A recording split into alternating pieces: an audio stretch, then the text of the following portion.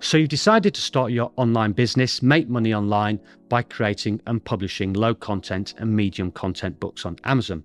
But one of the main problems you're going to encounter is actually deciding on what books to create and publish in the first place. You see, many people tend to overcomplicate this, overanalyze, which leads to procrastination and actually not creating any books at all. So in this video, I'm going to give you my simple 3-step process that I use to evaluate a niche and decide whether it's worthwhile publishing it in the first place. So if that's something that interests you, then follow along. Now, if you've not been to this channel before, then welcome. My name is Paul Marles and I do videos on how to make it, keep it and grow it. And that's your money I'm talking about. If you do like videos like that, then please do give it a thumbs up, hit the subscribe button and smash that notification bell. Okay, so the first step is your skill level, or where you are on the journey of publishing books on Amazon. You see, I all too often see people create books like colouring books as their first book, and they run into issues around creating the interior, creating the cover, formatting it and uploading it to Amazon. So I've split this into 4 basic categories of skill level and the types of books I recommend publishing. So first of all, if you're an absolute beginner, I would start with simple books like line journals and notebooks, graph paper notebooks, dot grid journals, story journals, those books where the interiors are very simple. In this way, you learn the skills of creating a book cover, creating an interior, but more importantly, formatting that interior correctly, which is one of the biggest areas that many people have issues with, and then putting all that together and publishing it on Amazon. Now, the next level are those that have experience with creating those books, and these are what I call the beginner books, although having said that, most of my books are at this level, and those are those books like log books, which Amazon calls low content books, and these are the books where all the pages of the interior are the same. Now, if we have a look at an example of one of these, which is an accounting ledger, you can see that the book covers are very basic and therefore simple to create. So you've got simple cover, simple interior. Again, you learn the skills on how to create these and formatting the interior.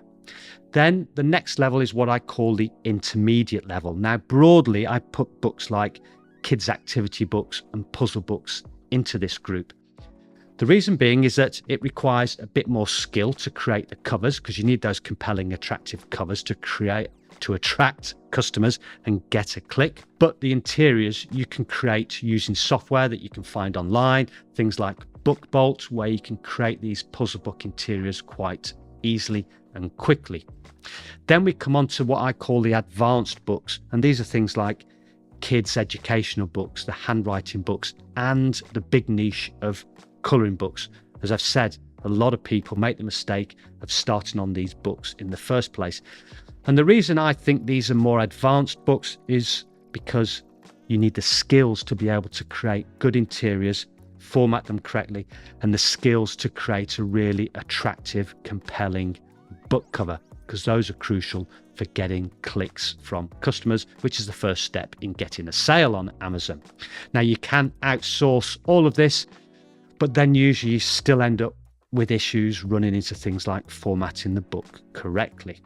So that's just a broad outline of evaluating your own skill level and then deciding on which of the list of niches you've got, which one of those you're going to actually publish in. Now, the second thing is the demand for your book. There's no point in creating and publishing a book if there's no demand for it, because you're not going to get any sales and you're just going to waste your time. So how do we assess demand? Well, if we go over to Amazon and just take a look at Accounting Ledger, and what I do is look at the best sellers ranks of each book. Now, I do have a free plugin installed called DS Amazon Quick View, and it gives you these numbers here that you can see which are the best sellers rank, and the lower the best sellers rank, the better. It means that book is making more sales. And you can see here, we've got this one here, bestsellers rank of 150,000, this one here, 152,000. Now, I have a simple rule, and that is on the first page of the results, I look for 3 or more books with bestsellers ranks of 300,000 or less. Because if I see that, then I know that books in this particular niche are selling. Now, if we go to a book sales calculator like this one, which is at tckpublishing.com, we can put in the bestsellers rank. Here I've put in 300,000, calculate sales, and it'll give us an idea of how many books are selling per month at this level. And we can see at 300,000, this equates to around 16 to 30 books per month. Now, if you consider that most books sell for around $6.99, make royalties approximately $1.90 per book, that's pure profit, that would equate to around $30 to $60 per month. So if you see books in that range, then I think it's worthwhile publishing in. Now you may say, oh, that's not much, $30 to $60 per month from one book, it's not worth it. Well, consider a lot of these books are relatively straightforward to create. If you're just starting out, it may take you a few hours to a day or two to create one of these books, but once you've got into the routine, the hang of creating these books, then you can easily create one, especially simple books like the one I've just shown you here, in 1 to 2 hours. So you could be making $30 to $60 per month from just that 1 to 2 hours of work. And I've got books that I published in 2018, which are still bringing in that sort of regular income. So this is not income just for 1 month. This is income for 12 months. This is income for many years. And so that hour, 2 hours, or even a day or two of work translates to a future of income. And if you're making, say, the lower end $30 per month, that's still $360 per year just from that initial work. And as you create more books, that can actually build up.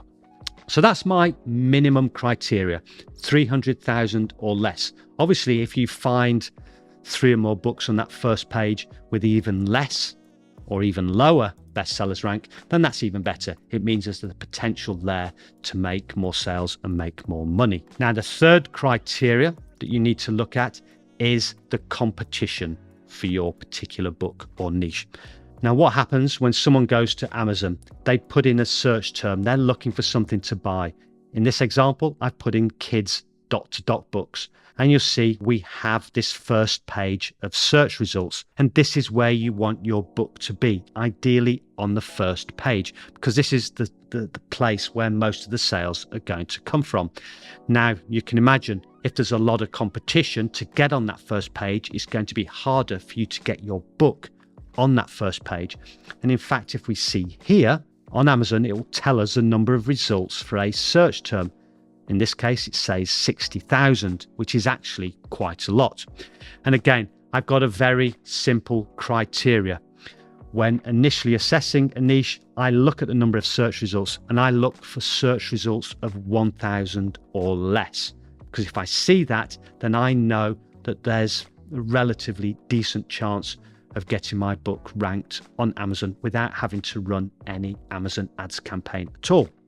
Now, again, with your skill level, where you are on the journey of this, if you've been creating a lot of books, if you've been getting sales, then you can start to look at books with more search results, those with more competition, because then you can start to look at doing things like running Amazon ad campaigns where, like this book here, you can pay to get it on the first page of the search results. But initially, particularly if you're starting out, I would recommend just sticking to those ideas or niches where the search results are 1,000 or less. Now, as I said earlier in this video, I did do a previous video on how to come up with all these different ideas for book types or niches in the first place, and I'll leave a link to that video right here.